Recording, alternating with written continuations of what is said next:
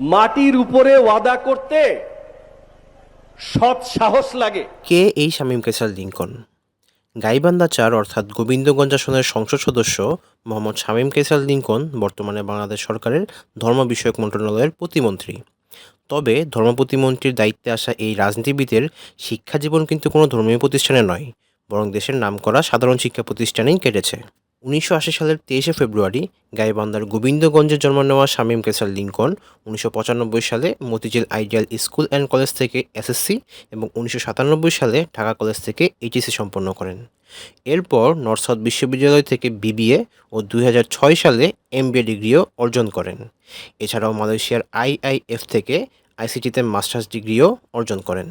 রাজনীতির সূত্রপাত পরিবার থেকেই। শামীম কায়সার লিংকনের বাবা মরহুম আব্দুল মোত্তালিব আকন্দ ছিলেন গোবিন্দগঞ্জের একজন পরিচিত রাজনৈতিক ব্যক্তিত্ব। তিনি বিএনপির রাজনীতির সঙ্গে যুক্ত ছিলেন এবং ২০০১ সালের জাতীয় সংসদ নির্বাচনে গাইবান্ধা ৪ আসন থেকে সংসদ সদস্য নির্বাচিত হন। ২০০৬ সালে আব্দুল মোত্তালিব আকন্দের মৃত্যুর পর গাইবান্ধা ৪ আসনে উপনির্বাচন অনুষ্ঠিত হয়। সেই নির্বাচনে বিএনপির প্রার্থী হিসেবে তরুণ বয়সেই প্রথমবার সংসদ সদস্য নির্বাচিত হন লিংকন। এরপর দীর্ঘ সময় তিনি গোবিন্দগঞ্জের স্থানীয় বিএনপির রাজনীতিতে সক্রিয় ছিলেন। ব্যবসার পাশাপাশি সংগঠন ও রাজনীতির সঙ্গে সম্পৃক্ত থেকে নিজের রাজনৈতিক অবস্থান তৈরি করেন। দীর্ঘ বিরতির পর ২০২৬ সালের ত্রয়োদশ জাতীয় সংসদ নির্বাচনে আবারও গাইবান্ধা ৪ আসনে বিএনপির প্রার্থী হিসেবে ধানের শীষ প্রতীকে প্রতিদ্বন্দ্বিতা করে জয়ী হন তিনি। ফলে দ্বিতীয়বারের মতো সংসদ সদস্য নির্বাচিত হন শামীম কায়সার লিংকন। আর এবার তার রাজনৈতিক জীবনে যুক্ত হয়েছে আরও একটি গুরুত্বপূর্ণ অধ্যায়, ধর্ম বিষয়ক মন্ত্রণালয়ের প্রতিমন্ত্রীর দায়িত্ব। ২১শে আগস্ট ২০২৬-এ তিনি ধর্ম প্রতিমন্ত্রী হিসেবে শপথ নেন।